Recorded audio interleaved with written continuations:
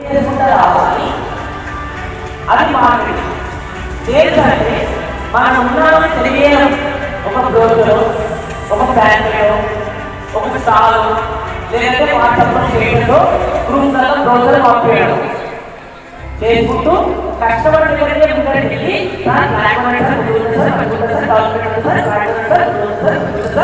అని కస్టమర్ దగ్గరికి అడుగుకుంటారు. అడుగుకుంటారు. అది సేల్స్. ఎప్పుడైతే మార్కెటింగ్ చేస్తే కస్టమర్ ముందర నుంచి ఎంక్వైరీ చేయడానికి దగ్గరకు వచ్చి చూడండి, అప్పుడు డీల్ క్లోజ్ కావడానికి 70 to 80% ఛాన్స్ ఉంటుంది. ఎప్పుడైతే కస్టమర్ దగ్గరికి మనమే వెళ్తామో డీల్ క్లోజ్ కావడానికి 10% ఛాన్స్ ఉంటుంది. దానికోసం మార్కెటింగ్ చేయాలి. మార్కెటింగ్ ఎందుకోసం చేయాలంటే మార్కెట్ ద్వారా చేస్తారు. మరి నేను ఒక వీడియో ద్వారా కూడా చూపిస్తాను మార్కెటింగ్ ఎందుకోసం చేయాలి. మీతో కొంచెం పర్సనల్గా మాట్లాడాలి సార్. సార్, నేను ఉద్యోగంలో చేరాలని ఒకరి గురించి తప్పుగా మాట్లాడుతున్నాను అనుకోకండి సార్. స్టెల్లా బ్రూస్ గారు కరెక్ట్గా లేరు సార్.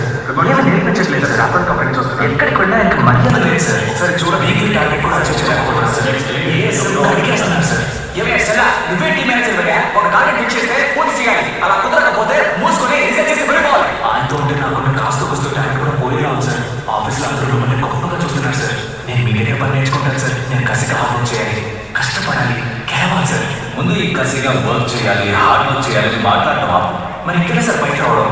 స్మార్ట్ వర్క్ చేసి నా ప్రోడక్ట్ని కొనండి అని కాళ్ళ వేళ్ళ పడి అమ్మడం హార్డ్ వర్క్. అదే కస్టమర్కి వాడికి ఏం కావాలో తెలిసేలా చేసి వాడే అది కొనేలా చేయడం స్మార్ట్ వర్క్. ఆ కన్స్యూమర్ని పూర్తిగా అర్థం చేసుకోవాలంటే సేల్స్ కంటే మార్కెటింగే ముఖ్యం. నాకు ఇదంతా బుర్రకెక్కినట్టు ఉంది, బుర్రకెక్కనట్టు ఉంది సార్. రా చెప్తాను. ఈ ప్లేస్ని బాగా చూడు. ఇదేంటో చెప్పగలవా? ఇది తెలీదా సార్? అన్ని వస్తువులు ఒకే చోటనే super market. Super market is super market. Let me tell you something. ఎప్పుడు ఏ సూపర్ మార్కెట్లోకి వెళ్ళినా మన చూపు రైట్ కార్నర్కి వెళ్తుంది. సో ఆ స్పాట్ ఇస్ వెరీ ఇంపార్టెంట్. అందుకే మన ప్రోడక్ట్స్ని అక్కడ పెట్టడం. చూపు తర్వాత మనల్ని అట్రాక్ట్ చేసేది స్మెల్. లెఫ్ట్ సైడ్లో చూడు. సో అక్కడ సువాసన ఇచ్చే ప్రోడక్ట్స్ని పెట్టుకుంటారు. నైస్ ఫ్రేగ్రెన్స్ కస్టమర్స్కి మంచి ఫ్రెష్నెస్ని ఇస్తుంది అంటారు. రా, లోపలికి రాగానే చేతికి బాస్కెట్ అని ఇస్తారో తెలుసా? తెలుసు సార్. వస్తువులని పెట్టి తీసుకెళ్ళడానికి.